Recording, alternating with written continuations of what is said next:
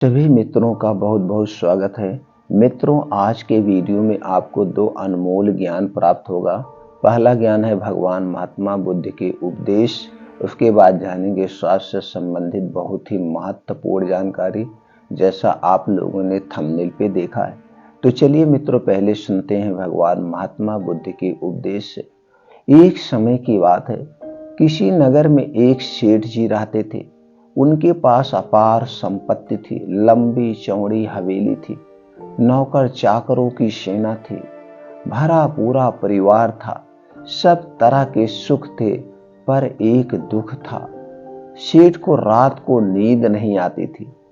कभी आंख लग भी जाती तो भयंकर सपने आते। सेठ को बड़ी बेचैनी रहती। उन्होंने बहुत इलाज कराया, लेकिन रोग घटने के बजाय बढ़ता ही गया। एक दिन अपने शिष्यों के साथ भगवान बुद्ध उस नगर में आए। सेठ जी को पता लगा तो वह भी उनके पास गए और अपनी विपदा उन्हें कह सुनाई। भंते, जैसे भी हो मेरा कष्ट आप दूर कर दीजिए। बुद्ध ने कहा, सेठ जी, आपके रोग का एक ही कारण है, और वह यह कि आप अपंग हैं। सेठ ने विस्मय से उनकी ओर देखा और पूछा, आप मुझे अपंग कैसे कह सकते हैं? यह देखिए, मेरे अच्छे खासे हाथ पैर हैं, मैं हष्ट पुष्ट हूं। बुद्ध ने हंसकर कहा, अपंग वह नहीं होता जिसके हाथ पैर नहीं होते। वास्तव में अपंग तो वह होता है जो हाथ पैर होते हुए भी उनका उपयोग नहीं करता। बोलो, शरीर से तुम कितना काम करते हो? सेठ क्या जवाब देता? वह तो हर छोटे बड़े काम के लिए नौकरों पर निर्भर करता था। बुद्ध ने कहा, अगर तुम अपने रोग से बचना चाहते हो तो हाथ पैर की इतनी मेहनत करो कि थक कर चूर हो जाए। तुम्हारी बीमारी 2 दिन में दूर हो जाएगी। सेठ ने यही किया। बुद्ध की बात सही निकली। दूसरे दिन ही रात को सेठ जी को इतनी गहरी नींद आई, वह चकित रह गया और उसी दिन से उसको गहरी नींद आने लगी। अब वह डेली अपना स्वयं काम करने लगा, नौकरों चाकरों पर निर्भर नहीं रहने लगा। दोस्तों, इस छोटे से कहानी से आपको क्या ज्ञान प्राप्त हुआ, हमें कमेंट सेक्शन में जरूर बताइएगा। चलिए मित्रों, अब जानते हैं स्वास्थ्य से संबंधित आज की जानकारी। दोस्तों, जैसे सब लोग जानते हैं, आज के समय में लगभग 50% लोग कमर दर्द, जोड़ों के दर्द, गांठों के दर्द से, शरीर के दर्द से कहीं ना कहीं परेशान है। इसके लिए आप दोस्तों या तो मेडिकल स्टोर से दर्द निवारक टैबलेट लेके खाते हैं, या किसी से पूछकर खाते हैं, या डॉक्टर के पास जाते हैं, दवाएं लेते हैं। लेकिन दोस्तों, कभी आपने जानने का प्रयास किया ये दर्द क्यों होता है? जब भी मेरे शरीर में कोई भी छोटा मोटा विकार उत्पन्न हो, कोई भी छोटी मोटी बीमारी हमारे शरीर में उत्पन्न हो, तो दोस्तों एक बात को हमेशा याद रखना कि सबसे पहले उसके कारण को खोजने का प्रयास करना। किस कारण से हो रहा है? अगर आपके शरीर में दर्द हो रहा है तो किस कारण से हो रहा है? कारण जरूर खोजना, और आपसे बेटर कोई नहीं जान सकता। क्योंकि दर्द आपके शरीर में हो रहा है तो उसे खोजने का प्रयास करना, तो आपके सामने वो कारण निकल कर आ जाएगा, और सबसे पहले उस कारण को हटा देना। तो दोस्तों चलिए, आज हम आप लोगों को शरीर में दर्द, गठिया, बाई, बताश, ये जो बीमारियां होती हैं, इसके कुछ कारण आप लोगों से शेयर करते हैं। आपके सामने निष्कर्ष अपने आप आ जाएगा। आपको दवा की कोई जरूरत नहीं है, और हमारे किचन में, हमारे घर में कुछ ऐसी महत्वपूर्ण चीजें पड़ी हुई हैं, उन चीजों का प्रयोग करके हम अपने शरीर के सारी बीमारी को दूर कर सकते हैं। कितनी भी बड़ी से बड़ी बीमारी उसे दूर कर सकते हैं। लेकिन दूर ये सारी चीजें करने के बजाय सबसे पहले हम उस कारण को ही हटा दें। दोस्तों, हमारा शरीर 5 तत्वों से बना है। जब हमारे शरीर में किसी भी पोषक तत्व, किसी भी प्रोटीन, विटामिन की कमी होती है तो हमारा शरीर बीमार होता है। तो सबसे पहले काम हमें ऐसा करना चाहिए, जो हमारे खाने पीने की चीजें हैं, जो कुछ हम खा पी रहे हैं, तो हम अपने शरीर की आवश्यकता के अनुसार से पोषक तत्वों से भरपूर चीजें खाएं, तो इधर से हम बच जाए। दूसरी तरफ दोस्तों, हमारे शरीर में 3 दोष पाए जाते हैं। वात दोष, पित्त दोष और कफ दोष। जब हमारे शरीर का वात, पित्त, कफ बढ़ जाता है तब हमारे शरीर में कोई विकार उत्पन्न होता है। अगर हमारे शरीर का वात रोग बढ़ गया तो 50 से 60% बीमारी होगी। शरीर का पित्त रोग बढ़ गया तो 15 से 20% बीमारी होगी। शरीर का कफ रोग बढ़ गया तो 5 से 10% बीमारी होती है। और दोस्तों, ये जो शरीर में दर्द होता है, कमर जोड़ों का दर्द होता है, ये वात रोग के लक्षण है। आप जब आपके शरीर में कहीं पे कोई दर्द हो रहा है, जान लीजिए आपके शरीर में वात बढ़ गया। तो वात, पित्त, कफ को बढ़ाने वाली जो चीजें हैं उन्हें खाना आप छोड़ दीजिए। धीरे धीरे आपके शरीर का दर्द, गठिया, बाई, बतासे अपने आप ठीक हो जाएगा। इसको आप छोड़ दीजिए। कौन सी चीजें हैं जिसे खाने से होता वो भी हम बताएंगे दोस्तों। फिलहाल इससे संबंधित वीडियो पड़ी, आप देख सकते हैं। ये हो गया बीमारी का कारण। दूसरा है दोस्तों हमारी जीवन शैली, हमारा रहन सहन। दोस्तों, आज हम प्रकृति के हिसाब से नहीं चल रहे, प्रकृति को अपने हिसाब से चला रहे हैं। तो दोस्तों, अगर आपको स्वस्थ और निरोग रहना है तो आपको प्रकृति नियमों का पालन करना होगा। प्रकृति के हिसाब से, ऋतुचर्या के हिसाब से, दिनचर्या के हिसाब से हमें अपना खान पान, रहन सहन रखना होगा। और दोस्तों, जो अगला कारण है वो है दोस्तों हमारा योगा प्राणायाम ना करना। हमारा शरीर आज आलसी हो गया है। इसके लिए आप 5 बजे सुबह उठना होगा। 5 बजे से 7 बजे, ये 2 घंटे का जो अमूल्य समय है, ये 2 घंटे के समय में आप 5 से 6 किलोमीटर का मॉर्निंग वॉक, इसे आधे घंटे में कवर करिए। मॉर्निंग वॉक नंगे पांव करने का प्रयास करिए, जहाँ पे मिट्टी हो, हरी घास हो। इसके बहुत सारे बेनिफिट्स है। उसके बाद 2 योगा आपको जरूर करना है। पहला योगा है दोस्तों आपको नाड़ी शोधन, जिसे हम अनुलोम विलोम कहते हैं, 20 से 25 मिनट। दूसरा योगा है कपालभाति। इसको करने से हमारा शरीर स्वस्थ व निरोग बना रहता है। तो 2 योगा करने के बाद वहीं बैठ के प्रकृति में आपको कुछ और सूर्य प्राणायाम, वज्रासन, शीर्षासन जो आप कर सकते हैं वो करना है। और दोस्तों, लास्ट में आपको 15 से 20 मिनट मेडिटेशन करना है। मेडिटेशन करने से आप अपने आप को समझते हैं, आप अपने आप में खो जाते हैं। इससे आपका मानसिक विकास होता है और मानसिक संतुष्टि मिलती है। तो दोस्तों, मेडिटेशन अगर ये 2 घंटे का समय आप डेली दे रहे हैं, और मित्रों इसे स्किप कभी मत करना, इसके साथ कभी कंप्रोमाइज मत करना। ये 2 घंटे का समय आपके लिए अमूल्य है, इसे कभी स्किप मत करिए। आप देखिए कभी बीमार नहीं होंगे। सिर्फ 21 दिन इसका पालन कर लीजिए। तो दोस्तों, ये करना है। और अपने डाइट में हमें हरी शाक सब्जियों का सेवन करिए, ताजे फलों का सेवन करिए। कुछ बीन्स होते हैं, उसके बारे में हमने वीडियो बनाया है, चैनल पर पढ़िए। कुछ बीन्स है, उन्हें अंकुरित करके खाने का प्रयास करिए।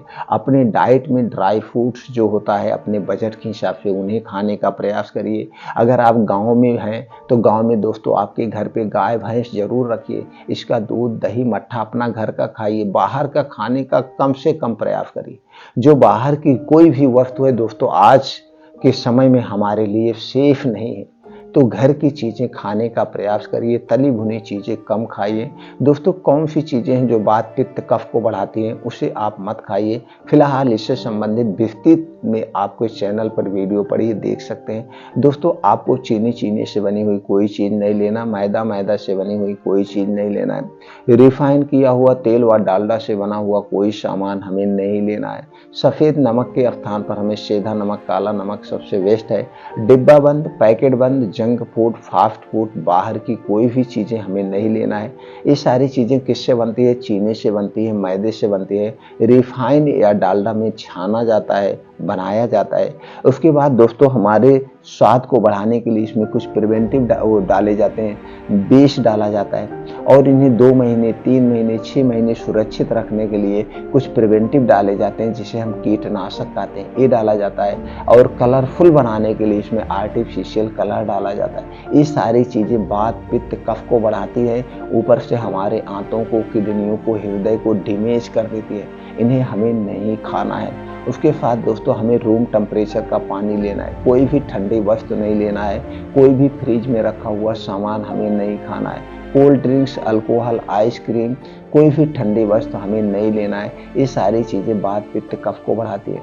हमें रूम टेम्परेचर के हिसाब से पानी पीना है, रूम टेम्परेचर का खाना लेना है। क्योंकि दोस्तों, हमारे शरीर का तापमान 37 डिग्री सेल्सियस होता है।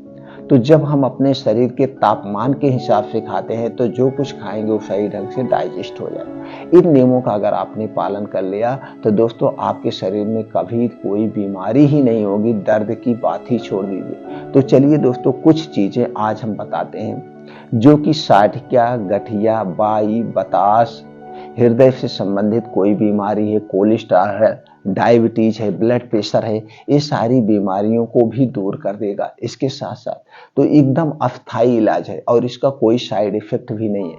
कैसे, कौन सी चीजें कब लेना है, कितनी मात्रा में लेना, वो सारी चीजें हम आपको बताएंगे। लेकिन उन चीजों के बारे में पहले हम जान लेते हैं कौन कौन से प्रोटीन, विटामिन पाए जाते हैं। इन चीजों में कौन कौन से प्रोटीन, विटामिन पाए जाते हैं। पहला है दोस्तों मेथी का दाना। मेथी के दाना में पाया जाता है iron, calcium, magnesium, potassium, sodium, zinc, phosphorus, folic acid, vitamin A, vitamin B, vitamin C, fibre, phosphoric acid, antioxidant, anti inflammatory जैसे तत्व पाए जाते हैं। दूसरी चीज है अलसी का बीज। अलसी के बीज में पाया जाता है protein, fibre, omega 3 fatty acid, vitamin B, vitamin B two, vitamin B3, vitamin B5, vitamin B6, vitamin बी9, vitamin E, potassium, calcium, antioxidant जैसे और तत्व पाए जाते हैं। अगली चीज है वह दोस्तों मखाना। मखाना में पाया जाता है calcium, vitamin D, vitamin A, vitamin C, B6, vitamin B12, carbohydrate, fibre, phosphorus, antioxidant, potassium जैसे तत्व पाए जाते हैं। अगली चीज है वह दोस्तों बादाम। बादाम में पाया जाता है protein, potassium, vitamin E, vitamin B two, vitamin बी12, iron, magnesium, calcium, phosphorus, fibre, antioxidant जैसे तत्व पाए जाते हैं। अगली चीज है वह दोस्तों दही। दही में पाया जाता है calcium, protein, riboflavin, vitamin B two, vitamin बी12, potassium, magnesium, lactobacillus bacteria, antioxidant जैसे तत्व पाए जाते हैं। अगली चीज है वह दोस्तों चूना। चूना में पाया जाता है calcium, vitamin C, vitamin बी2, phosphorus, antioxidant जैसे तत्व पाए जाते हैं। अगली चीज है वह त्रिफला। त्रिफला में vitamin C, vitamin B two, vitamin E, carbohydrate, fibre, antioxidant, saponin, tannin, polyphenol, flavonoids जैसे तत्व पाए जाते हैं। अगली चीज है वह अश्वगंधा। अश्वगंधा में दोस्तों पाया जाता है एंटीऑक्सीडेंट, लीवर टॉनिक का भी काम करता है, anti inflammatory, antibacterial, protein, calcium, vitamin C, iron, anti stress, dietary fibre, carbohydrate जैसे तत्व पाए जाते हैं। अगली चीज है वो है दालचीनी। दालचीनी में दोस्तों पाया जाता है magnesium, iron, phosphorus, carbohydrate, protein, calcium, magnesium, copper, zinc, antioxidant, antibacterial, antifungal जैसे तत्व पाए जाते हैं। दोस्तों अब हम जानते हैं इन्हें कैसे, कितनी मात्रा में, कब प्रयोग करना है, जो सबसे महत्वपूर्ण जानकारी है। दोस्तों रोज सुबह आपको खाली पेट में लेना है मेथी दाना 1 चम्मच, अलसी का बीज 1 चम्मच, मखाना 10 से 15 ग्राम, बादाम 7 पीस से 8 पीस, 7-8 पीस लेना है। ये सारी चीजें लेने के बाद पहले अच्छी तरह से धुल लीजिए। धुलने के बाद किसी मिट्टी के बर्तन में रात भर के लिए भिगो दीजिए। अब सुबह अब आप इसे जब योगा प्राणायाम करके आएंगे, इसे खाना है, बैठ के आराम से चबा चबा के खाना है। बस इतना सावधानी लेना है, इसे खाने के 1 घंटे पहले कुछ नहीं खाना पीना है, इसे खाने के 2 घंटे बाद तक आपको कुछ भी खाना पीना नहीं है। इस बात का हमेशा आप याद रखेंगे। अब दोस्तों आपको एक सलाद हम बताएंगे। ये सलाद सर्वगुण संपन्न है। सलाद जरूर खाते हुए होंगे, और आप सलाद खाते होंगे तो खाने के साथ खाते होंगे, जबकि सलाद हमें खाने के साथ नहीं खाना है, खाने के स्थान पर खाना है। खाने के साथ कभी हमें सलाद नहीं खाना चाहिए। सलाद के नियम है, सलाद को हमें रात में नहीं खाना चाहिए, सलाद को हमें दिन में ही खाना चाहिए, क्योंकि इसमें प्रोटीन, फाइबर अधिक मात्रा में होता है। हम रात में खाएंगे तो रात में हमारा पाचन तंत्र स्लो हो जाता है, तो सही ढंग से डाइजेस्ट नहीं होगा, जिससे कब्ज, गैस, एसिडिटी होगी। इसलिए सलाद को हमें जब भी खाएं, दिन में खाएं, खाने के स्थान पर खाएं। सलाद एक दिन में कितना खाना चाहिए? जितना आपका वेट है, अपने वेट का 5%। जैसे आपका वेट अगर 50 किलो है तो 5% 250 ग्राम सलाद खाना है। अगर आपका वेट 60 किलो है तो 5% 300 ग्राम आपको सलाद खाना है। ये है सलाद खाने के 1 घंटे पहले और सलाद खाने के 3 घंटे बाद तक कुछ भी खाना पीना नहीं है। ये है सलाद खाने का शुद्ध नियम। अब चलिए जानते हैं आपके सलाद में कौन कौन सी चीजें होंगी। दोस्तों आपको लेना है गाजर 100 ग्राम, चुकंदर 50 ग्राम, टमाटर 50 ग्राम, प्याज 50 ग्राम, अदरक का 3 से 4 इंच का एक टुकड़ा, लहसुन 3 से 4 कली लेना है, पुदीना की 8 से 10 पत्ती लेना है, हरी धनिया की कटी हुई 2 चम्मच पत्ती लेना है, जीरा पाउडर भुना हुआ आधा चम्मच, काला नमक स्वाद के अनुसार। ये सारी चीजें लेने के बाद आपको इसका सलाद लेना है। अब आपका सलाद तैयार हो गया। अब आप जितना वेट है, वेट के हिसाब से इसमें मात्रा घटा बढ़ा सकते हैं। ये हो गया सलाद। अगर ये सारी चीजें आप नहीं ऐसे खा पा रहे हैं तो ये सारी चीजें दोस्तों मिक्सर में डाल के इसका जूस निकाल लीजिए और जूस पी जाइए। बस जूस भी पीने पे वही नियम लागू होगा। जूस पीने के 1 घंटे पहले और 3 घंटे बाद तक कुछ भी खाना पीना नहीं है। ये आप सलाद लेंगे। दोस्तों दोपहर में आपको लेना है दही। दोस्तों दही बहुत ही अच्छी चीज है। दही आपके वात पित्त कफ तीनों को बैलेंस में रखेंगे। दही लेना है 1 कटोरी। 1 कटोरी दही। दही आपके घर की होगी, किसी कंपनी की बाहर की दही नहीं होगी और शुद्ध नहीं होती है। दही जब भी खाना मिट्टी के बर्तन या कांच के बर्तन में ही खाना है। दही जब भी जमाना इसे मिट्टी के बर्तन में ही जमाना है। जो दही बनाई जाती मिट्टी के बर्तन में ही बनाना चाहिए, तभी पूर्ण रूप से शुद्ध होती है दोस्तों। तो दही आपको लेना है 1 कटोरी। उसी में डालना है चूना। चूना यही पान में खाने वाला चूना, जो पान में चूना खाया जाता है, यही चूना आपको लेना है। कितना डालना है दही में? 1 ग्राम। अब 1 ग्राम आप कैसे नापेंगे? इसके लिए दोस्तों 1 गेहूं के बराबर, 1 गेहूं के बराबर चूना लेकर के उसे दही में मिला करके आप इसे रोज दोपहर में खाना 1 बार। बस इसको खाने के भी वही नियम है। इसके खाने के 1 घंटे पहले 2 घंटे बाद तक कुछ भी खाना पीना नहीं है। ये दोपहर में आपको खाना है। अब रात में सोते समय आपको क्या लेना है? रात के सोते समय आपको लेना है त्रिफला चूर्ण 100 ग्राम, अश्वगंधा 100 ग्राम, दालचीनी 50 ग्राम। ये तीनों पाउडर लेना है। तीनों पाउडर एक में मिला लीजिए। तीनों पाउडर एक में मिला करके आप किसी कांच के डिब्बे में बंद करके रख दीजिए आराम से। अब इसी पाउडर को आपको रोज लेना है रात में सोते समय। कितना लेना है? 2 चम्मच पाउडर 1 गिलास दूध के साथ। दूध अगर गाय का मिल गया, वो भी देसी गाय का, तो अमृत के समान है। नहीं तो पैकेट का दूध आपको नहीं लेना है दोस्तों, घर का ही दूध लेना है। उसी 1 गिलास दूध के साथ 2 चम्मच पाउडर मिला करके इसे रात में रोज पीना है। रोज रात में खाना खाने के 1 घंटे के बाद पीना है। इसको पीने के बाद कुछ भी खाना पीना नहीं है और ये दूध पीने के 1 घंटे के बाद ही आपको सोना है, तुरंत नहीं सोना है। कितना दिन तक करना है? 3 महीने तक। अगर ये 3 महीने तक ये सारी प्रक्रिया आप कर देते हैं तो दोस्तों आपके शरीर का दर्द, जोड़ों का दर्द, गठिया, बाई, बतार, ये जितनी भी समस्याएं हैं या किसी भी प्रकार का जो भी दर्द है, वो सारा दर्द दूर हो जाएगा। उसके साथ साथ दोस्तों अगर आपके शरीर में ब्लड प्रेशर बढ़ा हुआ है वो भी कंट्रोल हो जाएगा, नॉर्मल हो जाएगा।